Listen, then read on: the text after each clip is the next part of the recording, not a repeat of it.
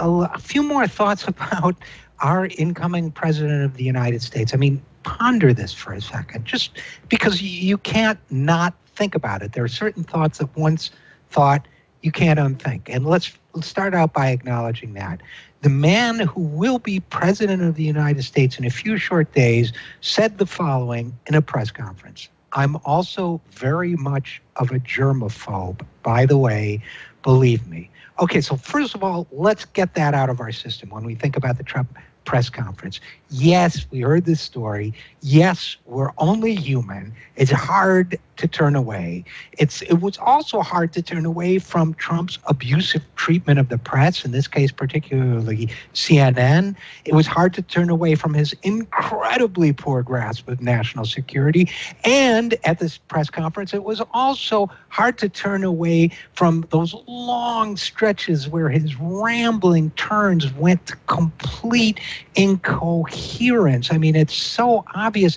You know, you'd think that a guy in Trump's position would be a BSer. I can't say the word because of FCC rules, but you wouldn't think he'd be such a bad one. There were so many points when it was clear he was just babbling because he didn't know what he was talking about. It was also hard to turn away from the fact that he said this when concerns were raised about Putin's potential role in the election, that the future president said, well, if Putin likes Donald Trump, I consider that an asset, not a liability. It's hard to turn away from that. It's hard to turn away from that hotel story, all of that stuff. The very fact, look, that's unconfirmed. Everybody says that story's unconfirmed. The very fact that we think it might be true tells us we're in a new and different historical moment. I mean, this is sordid chaos at the highest levels of government. It's end state, social decay, late stage empire, Caligula in the corner office type stuff. Okay, let's just get that out of our systems.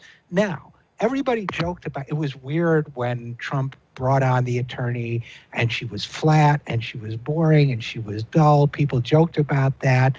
But it was the attorney who had the biggest shock of the day. So all of the business of her being boring and dull and helping to shut your brain off because she was just droning on and on, that may not, I ask you to consider the fact that may not have been an accident, because it was that attorney, Sherry Dillon of Morgan, Lewis and Bockius, who outlined Trump's plan for managing his businesses while he's in the Oval Office.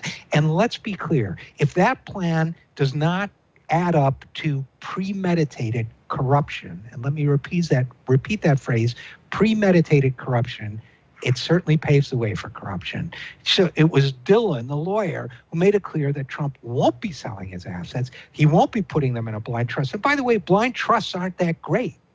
Okay, it was no less an authority than Mitt Romney, who once said that blind trusts are an age-old ruse, because face it, they have a pretty good idea what's in there. But it's better than nothing, and Trump won't even be doing that. Trump will be turning leadership of his organization over to his two sons, which, by the way, led to the most hilarious line of the whole day, as far as I was concerned, which was when the lawyer said it would be impossible to find an institutional trustee that would be competent to run the Trump organization, end quote. So I guess that means that nobody in the entire universe of senior business executives has that unique blend of insight and experience that is only so obviously present in the persons of Eric Trump and Donald Trump Jr. So let's be clear about this. Trump is paving the way for his own corruption. And by the way, the lawyer also said he'll voluntarily donate all profits from foreign government payments to the United States Treasury.